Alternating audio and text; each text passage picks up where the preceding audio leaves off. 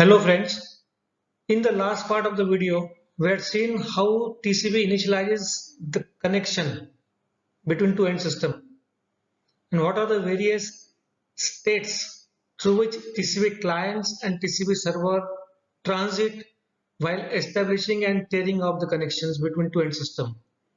In this video, we will explore the general principles of conjunction control. In the previous part of video, we have explored the general principles and specific TCP mechanism used to provide reliable data transfer service in the face of packet loss. Now also discuss the flow control mechanism of TCP. It is now appropriate to explore yet another feature of TCP protocol which UDP is missing, that is conjunction control. As discussed, the loss of packets typically results from overflowing of router buffer as the network becomes congested. Thus, packet retransmission will be treated as a symptom of network congestion, but does not treat the cause of network congestion. That is, too many sources attempting to send data at too high rate.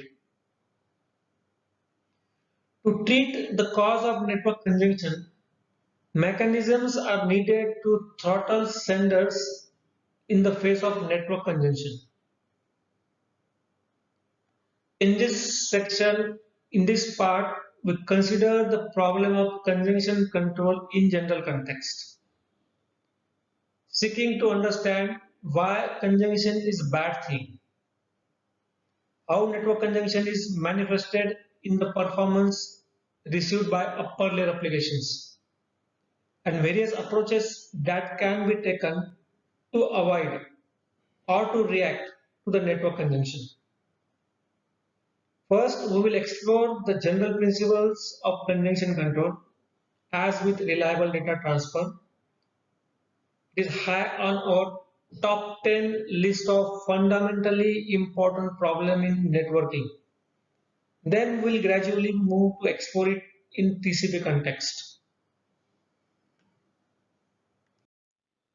Congestion can be informally defined as too many sources sending too many data too fast for network to handle.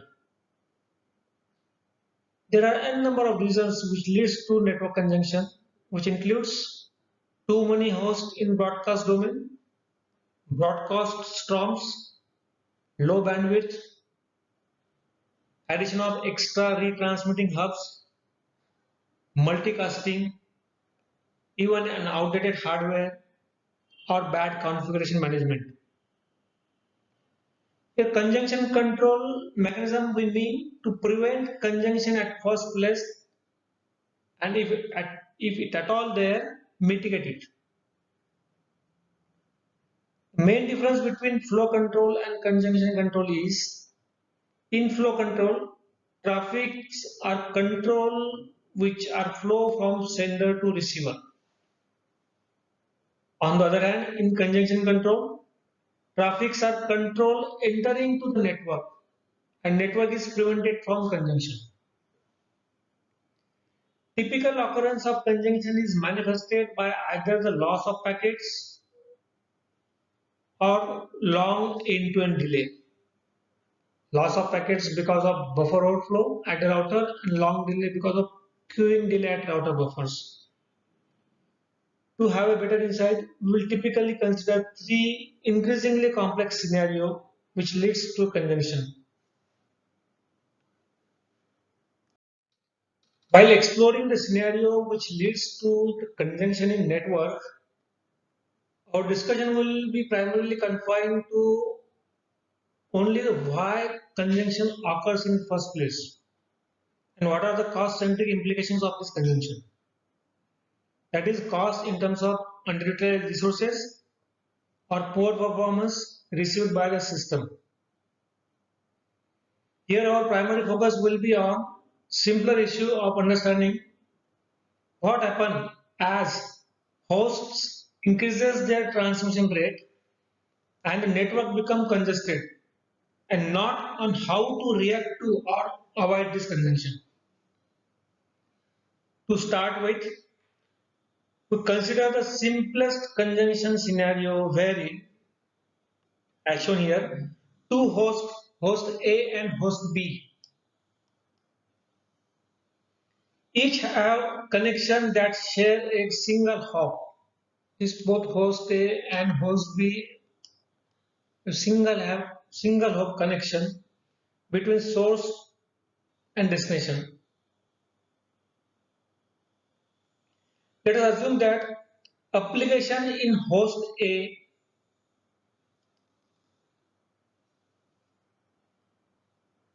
is sending data into the connection at an average rate of lambda in, that is original data. For simplicity, we assume that this data constitutes the original data in the sense that each unit of data is sent into the socket only once, and the underlying transport layer protocol is simple one. We are not considering retransmitted data or data due to packet loss. If data is encapsulated and sent, no error recovery, that is retransmission, flow control, or conjunction control is performed, thus ignoring all the additional overheads. Host A overall traffic to the router will be lambda in bytes per second. That is the original data which was originated at host A is the only traffic in the router. Host B operate in a similar fashion. As in case of host A, suppose the host B is also operating in the same fashion. That is, it is transmitting data at rate of lambda in. We are only considering the data itself, and all overheads related with data, additional data, the retransmission data, acknowledgement data are negligible. Thus, packets from host A and host B pass through the router, and host A as well as host B pass through this router. And over a shared outgoing link of capacity R. Suppose the capacity of this router outgoing link is R bytes per second. The router has, let us assume that the router is having infinite buffers. There is no shortage of buffer space at router as such. That allows it to store incoming packets when the packet's arrival rate exceeds the outgoing link capacity. Even if the packet arrival rate from both source A and source B is high as compared to the outgoing rate, still router is providing space because router is having unlimited number of buffer space. Here this graph plots the per connection throughput, that is the number of bytes per second at receiver, as a function of connection sending rate. This is R by 2 because R is the outgoing link. That link was shared between host A and host B, both transmitting the same amount of data, that is lambda E. So throughput both host A and host B is experiencing at this point is R by 2 because this R is the link capacity which was divided in equal parts in host A and host B. For sending rate between 0 to R by 2, the throughput at the receivers equals the sender's rate, sender sending rate. That is, everything sent by the sender is received at the receiver with finite delay. If the packet is sending at a rate of R by 2, because each one of these hosts is getting an average throughput of R by 2, so packet generated at rate of R by 2 are transmitted from host to the receiver without any without any delay as such, because here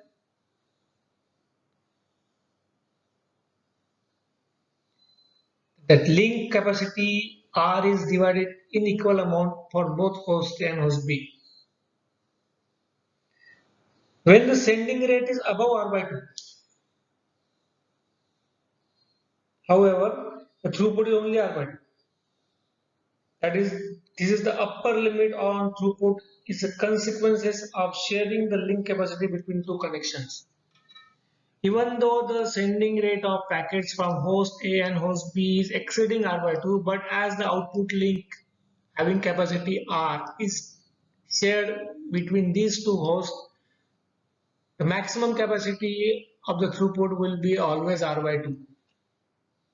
That will be the constraint on the overall throughput experience for host A and host B. A link simply cannot deliver packets to a receiver at steady state rate that exceeds R by 2. Here the link is not capable of delivering the packets at steady rate which exceeds the rate of R by 2. No matter how high host A and host B sends their sending rates, they will each never sees the throughput higher than this R by 2 rate. Here R is the link capacity which is divided in equal for both host A and host B, because both host A and host B generating the same amount of data. Maximum throughput received by both each individual, that is host A and host B, can be at the max R by 2. Achieving the per connection throughput of R by 2 might actually appears to be good thing, because link is fully utilized in delivering packet to the destination. Even though the individual throughput of R by 2 results in full utilization of this link, R by 2 plus R by 2 comes out to be R. That is, we are utilizing this link at the maximum extent. Here, this graph, however, shows the consequence of operating near link capacity. As the sending rate approaches R by 2, the average delay becomes larger and larger. When the sending rate exceeds R by 2, the average number of packets queued in the router is unbounded. As the sending rate is approaching R by 2 or somewhat increasing the value of R by 2, in that case, the average delay experienced by the packet in this queue will be unbounded, and the average delay between source and destination become infinite. This is indicated by this typical graph. As the arrival rate approaches the near link capacity, the average delay experienced by the packet in the queue will be increasing exponentially. Thus, while operating at an aggregate throughput of near R may be an ideal from throughput standpoint, it is far from ideal for delayed standpoint. Even in this extremely simple ideal scenario, network experienced a cost of congested network. That is a large queuing delay which is experienced by the packet in the buffer at router as packet's arrival rate approaches near link capacity. If the link capacity is R by 2, even though the throughput is achieving at the maximum capacity of R, but at the same time the arrival packet rate is reaching R by 2, and because of that arrival packet, the average delay experienced by the packet at router will be increasing exponentially. This is the cost of conjunction. Now we will see another scenario next.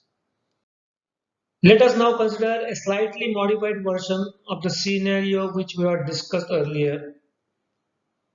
Here we will assume that the router buffering space is finite as against the infinite space provided in earlier case, which is more realistic.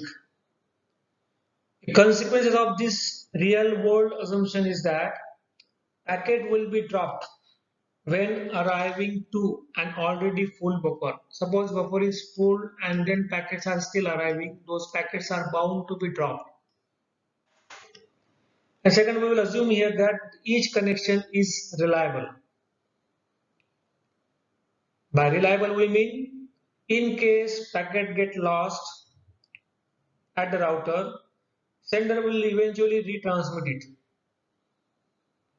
Because packets can be retransmitted, we must now be more careful with our use of the term sending rate. In this case, apart from the original data, that is lambda in, as in earlier case, lambda in is the original data rate, lambda bytes per second, and lambda dash in is the cumulative data rate which includes original data plus the retransmitted packet because of the lost packet in between. The rate at which transport layer segments sends segments into the network in this case is denoted by lambda dash in, which contains original data plus the retransmitted data. And it is sometimes referred to as offered load to the network, which is actual load, which consists of original data lambda in plus retransmitted packet, which is denoted by lambda dash in, offered load. The performance realized under this scenario will now depend strongly on how retransmission is performed.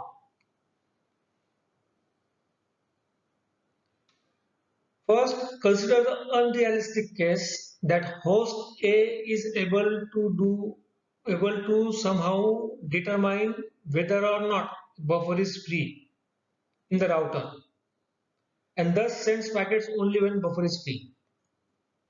Instead, route host A is capable of knowing or sensing the state of buffer, whether the buffer at router is free or not, and it will sending data only when buffer is free, which is more unrealistic. In this case, no loss would occur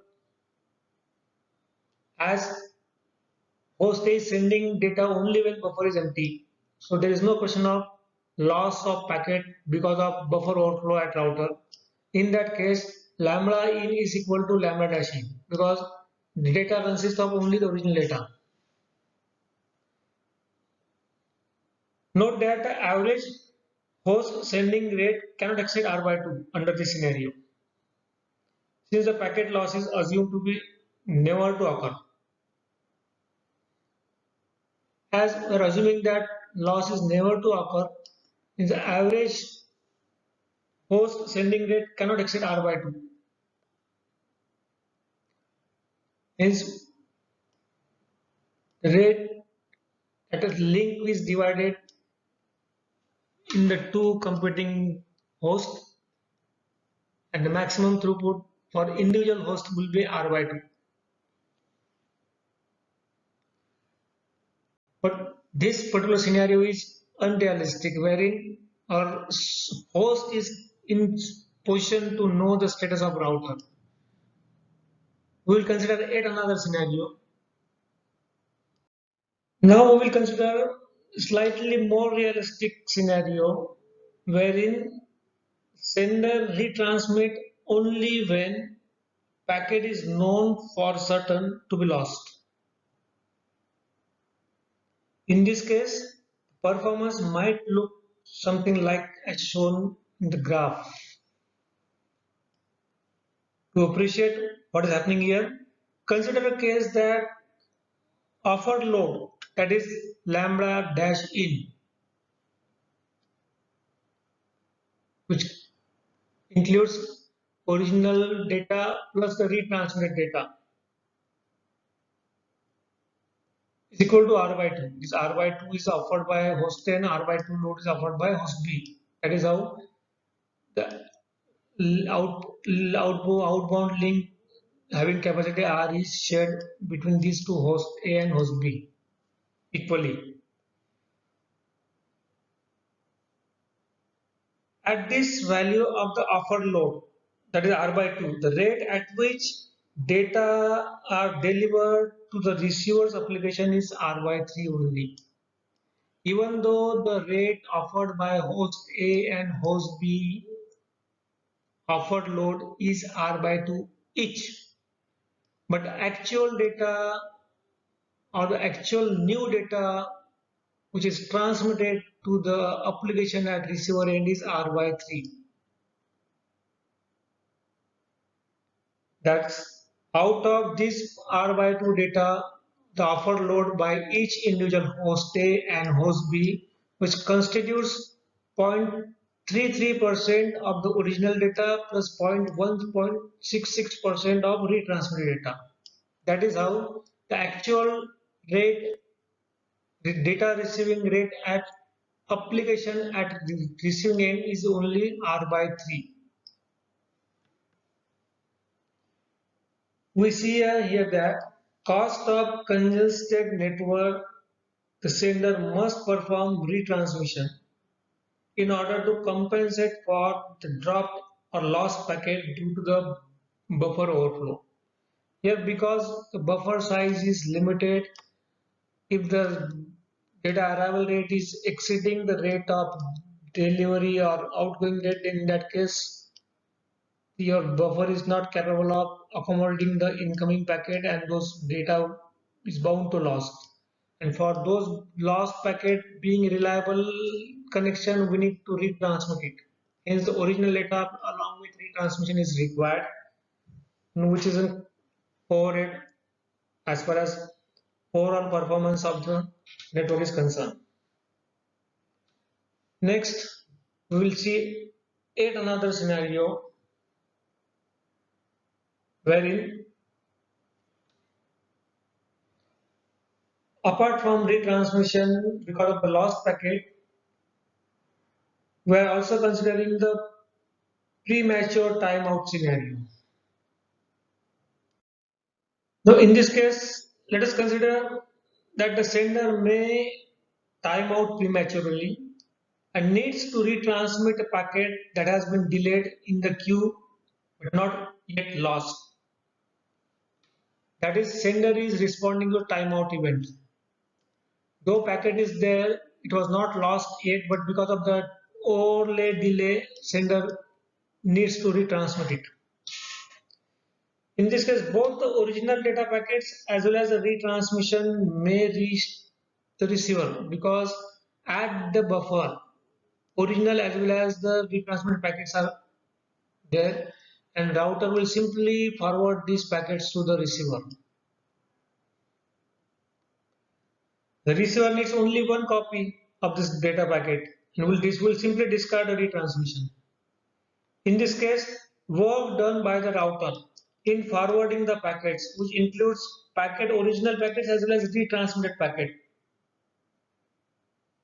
simply wasted, as receiver will have already received the original copy of packet.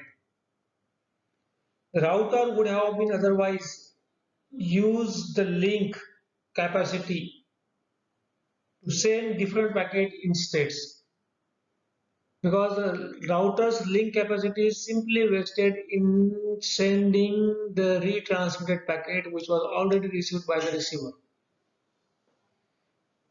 Here, yet another cost of congested network, that is unneeded retransmission of the sender by the sender in the face of large delay may cause a router to use its link bandwidth to forward unneeded copies of packets.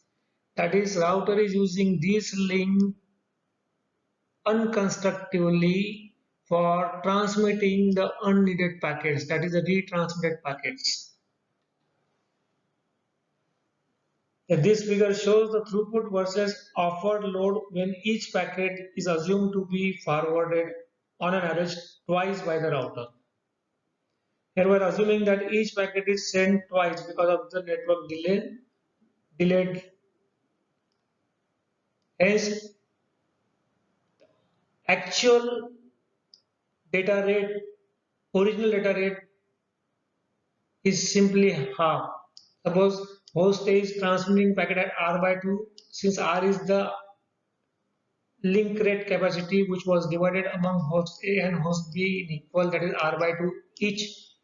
And suppose within that R by 2, host A is retransmitting each and every packet twice. So the actual data rate at which host A is transmitting the data is R by 2 divided by 2, that is R by 4. Since each packet is forwarded twice, hence we reach to the asymptotic value of R by 4 as an offered load as offered load approaches R by 2. Individual offered load approaches R by 2, and within that R by 2 load we are having each packet twice. So actual load is R by 4. This is how the network has to pay the cost of retransmitted packets, which will result in wastage of bandwidth for transmitting the unneeded packet at receiver. Now we will consider yet another conjunction scenario. A typical complex scenario consists of 4 hosts which transmit packets, each overlapping 2 hop paths. Here we are considering 4 hosts: host A, host B, host C, and host D. As mentioned, each one of these hosts, for example, host A to host C, is transmitting packet over 2 hop R1 and R2. Host B and host D transmitting packet over 2 hop R2 and R4, R3. Similarly, host C to A or 2 hop R3 and R4. Here we assume that each host uses a timeout or retransmission mechanism to implement a reliable data transfer. That all hosts have the same value of lambda e. And that all router link have equal capacity of R bytes per second. Each host is having the data transmission rate of lambda in, where lambda in is the original data, and lambda dash in is the actual offered load, which constitutes original data plus the retransmitted packet. Each host is having the same capacity of data transmission, and each router is having the same link capacity of R bytes per second. Let us consider the connection between host A and host C. Connection between host A and host C is passing through the router R1 as well as R2. Here connection between A and C is sharing router R2 with connection between B and D.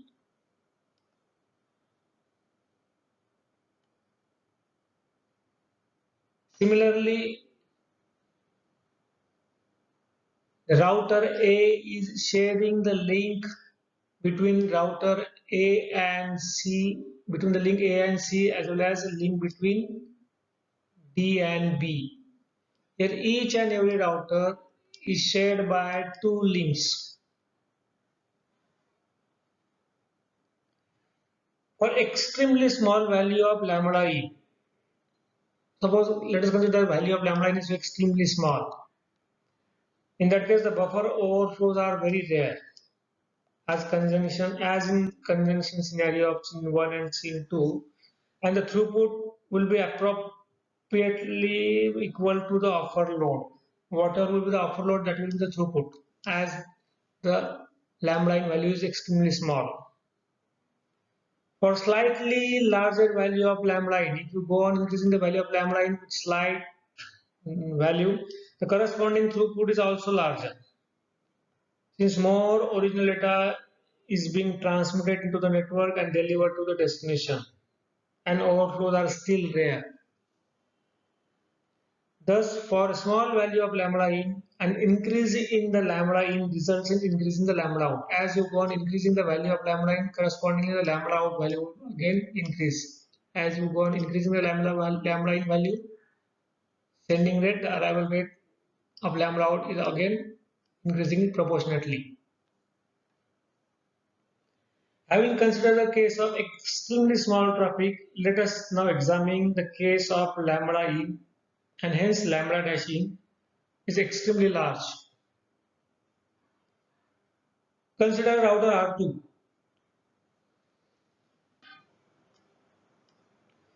AC traffic arriving to router R2, which arrives at R2 after being forwarded from R1,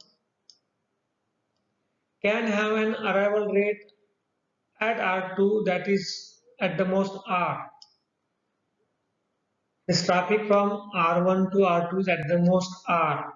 It is the capacity of link between R1 and R2, regardless of the value of lambda in. Irrespective of the value of lambda in, the traffic from R1 and R2 will be at the max R.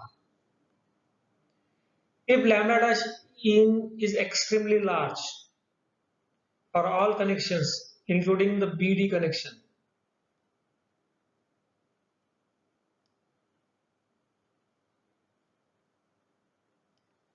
then the arrival rate of the BD traffic at R2, arrival rate of BD traffic at R2 can be much larger than that of traffic AC. Arrival rate of the BD traffic at R2 will be much more as compared to arrival rate of traffic AC at R2, because AC and BD traffic must compete at R2, as both the traffic from B for this BD traffic as well as for AC traffic, both these traffics are competing at R2, as R2 is being shared among AC and BD. The amount of AC traffic that successfully gets through the R2 becomes smaller and smaller as offer load from BD traffic get more and more. As the offer load from BD traffic goes on increasing, the amount of AC traffic that successfully get through R2 becomes smaller and smaller. In the limit, as the offer load approaches infinity, an empty buffer at R2 is immediately filled by BD packets, and the throughput of AC connection at R2 goes to 0. And most of the buffers will be occupied by the traffic BD, and hence the traffic from AC will approach to 0. This in turn implies that connection AC end to end throughput goes to 0 in the limit of heavy traffic. This consideration gives rise to the offered load versus throughput trade-off. Offered load versus throughput trade-off.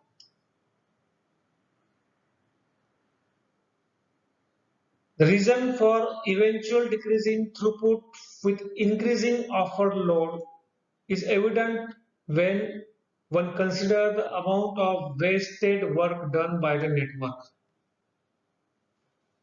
Here, reason for eventually decreasing throughput is because of the amount of wasted work done by the network. Wasted work we mean in high traffic scenario, whenever a packet is dropped at second hop, suppose in the high traffic scenario, packets are dropped at second hop. Work done by the first hop, by the router in first hop, in forwarding the packet to the second hop, ends up being wasted. Whatever amount of work the R1 has done in forwarding the packets at R2, which were eventually lost at R2, is simply wasted. Network would have been equally well off if the first router had simply discarded those packets and remained idle. Otherwise, more to the point, the transmission capacity used at the first router to forward the packet to the second router could have been much more profitably used to transmit different packets otherwise. What we mean, the bandwidth and the link capacity used by this router R1 in forwarding the packets from R1 to R2, which were eventually lost at R2, would have been used for some other constructive work.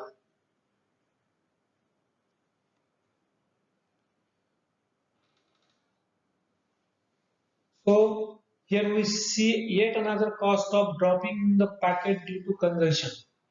When a packet is dropped along a path, transmission capacity that was used at each of the upstream link to forward those packets to the point at which it is dropped ends up having been wasted. Hence, having discussed the consumption control in general context, next we will explore the consumption control mechanism with TCP context. In this part, we will explore what are the general principles of consumption control. Now, in the next part, we will see these principles of consumption control specific to TCP protocol. Thank you. Thank you very much.